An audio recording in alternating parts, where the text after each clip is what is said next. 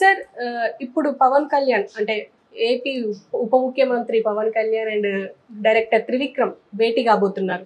ఈ భేటీలో భాగంగా అంటే ఈ మీటింగ్ లో ఏం మాట్లాడుకునే అవకాశాలు ఉన్నాయంటారు? అంటే ఆల్రెడీ 3 సినిమాలు పెండింగ్ లో ఉన్నాయి, 4వ సినిమా ఏమైనా స్టార్ట్ చేయబోతున్నారా అని చెప్పేసి కొన్ని కమెంట్స్ వస్తున్నాయి. మీరేమంటారు? అది కూడా కావచ్చు, లేకపోతే అఖీరానందన్ లైన్ లోకి వస్తున్నాడు కదా, అది కూడా కావచ్చు. తర్వాత పవన్ కళ్యాణ్ని త్రివిక్రమ్ శ్రీనివాస్ ఏదో ఇప్పుడే కలిశారు అనుకుంటున్నారు. వాళ్ళు ఆల్మోస్ట్ వాళ్ళు రోజు కలుస్తున్నారు. ఎందుకంటే పవన్ కళ్యాణ్ మాటల్లో ఉన్న డెప్త్ డెఫినెట్గా త్రివిక్రమ్ శ్రీనివాస్దే అంటాను నేను. ఒక దేశపు జెండాకు ఉన్న పొగరు కనిపిస్తుంది, అది రైటరే రాయగలడు. అలా కొన్ని మాటలు మాత్రం పరిపూర్ణత్వంతో ఉన్నాయి. అంటే వీళ్ళిద్దరు నిరంతరం ఏదో చాటింగ్లో ఉన్నారు. అందువల్ల తర్వాత నాయకుడు, రాజకీయ నాయకుడు అయిన తర్వాత పవన్ తాలూకు ఒరిజినాలిటీ కొంచెం మిస్ అయింది. సంయమనంగా మాట్లాడుతున్నాడు. ఎవరైతే తాట చేస్తానని చెప్పాడో, ఎవరైతే చెప్పుతో కొడతానని చెప్పాడో, ఎవరినైతే చంపేస్తానని జైలుకి వెళ్ళినా పర్లేదన్నాడు, ఈరోజు మాట మారింది. అది నేను చెప్పదలుచుకుంది ఏంటంటే, పవను ఆయన ఆవేశాన్ని చూసే, పవన్ తాలూకు ఆ స్వచ్ఛతను అన్నిటిని చూసే జనం ఇష్టపడ్డారు. మళ్ళీ మామూలుగా చాప కింద నీరులాగా వెళ్దాం అనుకుంటే జనంకి ఇంట్రెస్ట్ రారు, ఇంతమంది మీటింగులకి రారు. జనం విరుచుకు పడితేనే ఆనందం. అది మనం అంటే పవన్ని మనం బాగా ఇష్టపడుతున్నాం. దేనికి ఇష్టపడుతున్నాం అంటే మంచి పరిపాలన అందిస్తాడని చెప్పి ఇష్టపడుతున్నాం. ఇకపోయినట్టే త్రివిక్రమ్ శ్రీనివాసు ఆయనతో ఉంటాడు. పవన్ ఎక్కువ సినిమాలు చేసినట్టయితే జనానికి దూరం అవుతాడు. ఏదో ఒక సంవత్సరానికి ఒక సినిమా అంటే ఈ 3 సినిమాలు అయిపోయిన తర్వాత ఓ సినిమా అంటే పర్వాలేదు. కానీ ఇప్పుడు ఆయన ముందున్న ఛాలెంజ్లు ఏంటంటే, ఆయన ఏ వాగ్దానాలు ప్రజలకు చేశాడో ఆ వాగ్దానాలని పరిపూర్ణంగా అది నిర్మించుకోవడం, ఆ పరిపూర్ణంగా క్రియారూపంగా చేసి చూపించడం మీద ఆయన బాధ్యతలు ఉన్నాయి. ఇప్పుడు మామూలుగా నేను లేదండి ఈ 2-3 నెలలు కూడా సినిమాల్లో చేస్తానంటే అల్లరి పాలైపోతాడు. నువ్వు రాత్రులు చేస్తావో ఎలా చేస్తావో నీ పేషీ పక్కన సెట్ వేయించుకుంటావు, తీసి పక్కన పెట్టండి. కానీ ఆ 3 సినిమాల్ని పూర్తి చేయాలి. కానీ నీ పరిపాలన మాత్రం అరక్షణం ఆఫ్ చేయడానికి వీలు లేదు. నీకు అవకాశం ఉంది, ఓన్లీ నైట్లే ఉంటాయి. నువ్వు నైట్లో అంతకుముందు ప్రోపగండా చేస్తున్నప్పుడు నైట్ టైం కూడా నైట్ టైమే షూటింగ్ చేసేవాడివి. అటువంటి ఏర్పాట్ల కోసం ఏదైనా మాట్లాడుకుంటే మాట్లాడుకోవచ్చు. ఒకటి, అఖీరానందన్ తాలూకు కథ ఎలా ఉంటుందో చెప్పే ప్రయత్నం. రెండవది, మూడవది ఏంటంటే ఒక సంవత్సరానికి ఒక సినిమా మంచి జనాలకు దగ్గరయ్యే మంచి సినిమా. ఇది ఎందుకు చెప్తున్నానంటే, తమిళనాడులో ఎంజి రామచంద్రన్ గారు అంటే గెలిచిన తర్వాత సీఎం అయిన తర్వాత కూడా 2-3 సినిమాలు చేసుకున్నాడు. ఆ 2-3 సినిమాలు కూడా ఆయన జీవితాంతం గుర్తుండిపోయే సినిమాలు చేశాడు. అట్లాంటి ప్లాన్లో ఏదైనా ఉండొచ్చు. గనక ఆయనకి చేదోడు వాదోడుగా ఉండే త్రివిక్రమ్ ఓసారి పవన్ కళ్యాణ్ చెప్పాడు, మా కుటుంబంలో వారికంటే త్రివిక్రమ్ నాకు చాలా ఇష్టం, దగ్గర కూడా అని చెప్పారు అన్నమాట. అండ్ ఇందులో అలీ కూడా కలిసే అవకాశం ఉంది అంటారా? ఎందుకంటే ఆల్రెడీ రాజకీయాలు వదిలేస్తున్నా అని చెప్పేసి అలీ ప్రకటించారు. అలీ సెల్ఫ్ గోల్ చేసుకున్నాడమ్మా. సెల్ఫ్ గోల్ అంటే నిజంగా ఈరోజు త్రివిక్రమ్ శ్రీనివాస్కి కొంచెం ఇష్టపూర్వకమైనటువంటి సంబంధాలు ఉన్నాయి.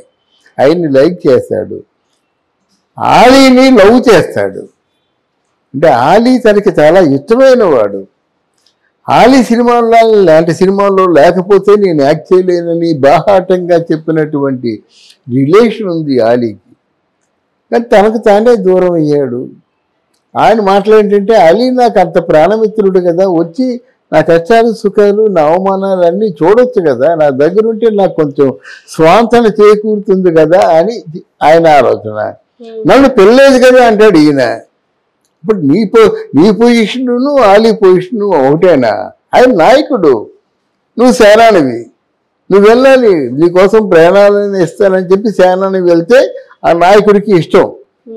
అది లేకుండా అసలు కఠినాత్ముడు పైశాచికానందం పొందినవాడు జనం అందరూ చీ అంటున్నటువంటి వైసీపీ పార్టీ అప్పటికి నువ్వు కలిసావంటే నీకేదో ఎంపీ రాజ్యసభ ఇచ్చేస్తాడని ఉద్దేశం నీకు ఉండేది. ఏమైనా సాగిందా? నీకేమైనా విలువ ఇచ్చారా? తర్వాత ఏమో ఇంకేది మన ఏదేదో మొత్తానికి ఏంటంటే ఆయనకి లేనిపోని ఆశలన్నీ చూపించి ఆయన చేసిన మంచి పని ఏదైనా ఉందంటే నీ కూతురు పెళ్ళికి రావడం, అంతకు మించి నీకు ఏదైనా మంచి పని జరిగిందా? అలాంటప్పుడు నువ్వు పిచ్చి పిచ్చి మాట్లాడావు, ప్రజలకు గుర్తుంటుంది. చేత పవన్ కళ్యాణ్ మీదనే నేను పోటీ చేస్తాను. ఆ మైకులు అనేసా కానీ దాని తాలూకు ప్రభావం ఎంత ఉంటుందో చెప్పండి. లేకపోతే ఇప్పుడు 5 సంవత్సరాల్లో ఒకసారైనా పవన్ కళ్యాణ్ని కలిసి జరిగింది సారీ అని చెప్పావా? అంటే తెలివైన వాళ్ళు చేస్తారన్నమాట. ఇదేంటంటే జగన్మోహన్ రెడ్డి కూడా మరో 10 ఏళ్ళు రాజ్యం వేలేస్తాడు, ఆయన నమ్ముకుంటే బాగుంటుంది అనేటువంటి ఒక స్వార్థంతో చేశారన్నమాట. కలుస్తాడు ఆయన. పవన్ కళ్యాణ్కి రాజకీయాలు బాగా వంట పట్టాయి. కలుస్తాడు కానీ కలిసి నీకు చేసేది ఏముంది? ఏం చేస్తాడు? అవసరం వచ్చి సినిమాల్లో కూడా యాక్ట్ చేస్తూ ఒప్పుకుంటాడు, కానీ ఆ స్థానం రాదు కదా. అంతే కదమ్మా. ఇప్పుడు సామెత ఒకటి ఉంది, ముక్కు కోసిన మొగుడిని ఏ రోజు మర్చిపోలేదట అంటే భార్య. అలాగా ముక్కు కోసిన స్నేహితుడిని ఎప్పుడు మర్చిపోతాడు? నువ్వురా మాట్లాడు, మా ఇంట్లో తిను, అంతేగాని ఆ స్థానం ఇవ్వలేడు. తనను నమ్మి ఒక వ్యాపకాన్ని అంటగట్టలేడు కదా. పవన్ కళ్యాణ్ ఇంకా 3 సినిమాలు పెండింగ్ లో ఉన్నాయి కదా సార్, మరి ఆ 3 సినిమాలని కంప్లీట్ చేసే అవకాశం ఏమైనా ఉంది అంటారా? తప్పకుండా చేయాలమ్మా. ఎందుకంటే 200 కోట్లు 300 కోట్లు అంటే ఆ 300 కోట్లు ఇంట్లోంచి తీసుకొచ్చి పెట్టుబడి పెట్టరు కదా, ఫైనాన్స్ తీసుకుంటారు. ఫైనాన్స్ తీసుకున్నప్పుడు మరి వడ్డీ కట్టాలి కదా. అసలు లాస్ట్లో ఇచ్చినా వడ్డీ కట్టాలి. అమ్మ వడ్డీలు కోట్లలో ఉంటే ఎంత అయిపోతాయి? కోట్లలో పెట్టుబడి కోసం అంటే ఫైనాన్స్ తీసుకున్నప్పుడు అంటే అసలు కంటే వడ్డీ ఎక్కువైపోతే ఏం చేస్తాం? అందువల్ల ఈ కష్టాలు ప్రొడ్యూసర్ తాలూకు బాధలు అర్థం చేసుకొని పవన్ కళ్యాణ్ తప్పకుండా ఎలా ప్లాన్ చేసుకుంటాడేవో మనకు అనవసరం. కానీ మాత్రం సినిమాలో అంటే మిగిలిపోయిన బ్యాలెన్స్ ఉన్న సినిమాల్లో వర్క్ పూర్తి చేసి అప్పుడు రాజకీయాల్లో చేయడం మంచిది.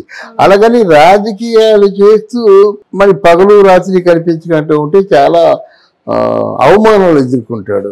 ఎప్పుడైతే పదవిలో మనిషి లేడో కూర్చోలేదో దూరంగా ఉన్నాడో, నువ్వు ఉన్నావు కదా, నువ్వు ఇక్కడే స్టూడియోలో ఉంటే పర్వాలేదు, నువ్వు వరుసగా 4 రోజులు నువ్వు లేకపోతే ఇంకా అక్కడి నుంచి కుక్కుడు స్టోరీస్ వస్తాయమ్మా. ఆవిడ అది చేసిందట, ఇది చేసిందట, అక్కడ అలా ఉందట, ఇక్కడ ఎలా ఉందట అని పవన్ కళ్యాణ్ అదే అంటారు కదా. అది షూటింగ్ నెపంతో వెళ్ళిపోయారు, వాళ్ళ దగ్గర అంత తీసుకున్నాడు, వీళ్ళ దగ్గర చేశాడు, ఏదో వస్తాయి కదా. అవి ఉండకూడదు ముందుగా చెప్తున్నమాట. వస్తాయి, పుకారు లేకుండా రాజకీయమే లేదు. అసలు రాజకీయం అంటే మాయ. మేము అలా చేస్తాం ఇలా చేస్తాం అని అంటుంటారులే జగన్మోహన్ రెడ్డి. నీ కేజీ బంగారం ఇస్తాం, నీ బెంజ్ కారు కేజీ బంగారం ఇస్తాం, వెండి ఇస్తాం, ఓ బెంజ్ కారు ఇస్తాం అని చెప్తారు, నమ్మొద్దు అంటాడు. ఆయనే అన్ని ప్రకటనలు చేస్తారన్నమాట. అలాగే మాయ ఎవడంత బాగా మాయ చేయగలిగితే మంచిది. ఆ మాయతో పాటు నిజాయితీ ఉన్నట్టయితే వాళ్ళు సక్సెస్ అవుతారన్నమాట. ఆ నిజాయితీ పవన్ కళ్యాణ్లో ఉంది. ఇప్పుడు సక్సెస్ ఒక మైకాన్ని ఇస్తుందమ్మా. ఎంతటి తెలివైన వాడైనా, ఎంతటి నిస్వార్థపరుడైనా కొంచెం మారుతుంది. ఆ కాన్బాయ్ కానీ, ఆ వద్దుమగదులు కానీ, వీళ్ళందరూ వచ్చి చూపించిన కానీ అక్కడ ఆడింది ఆట, పాడింది పాట. గనక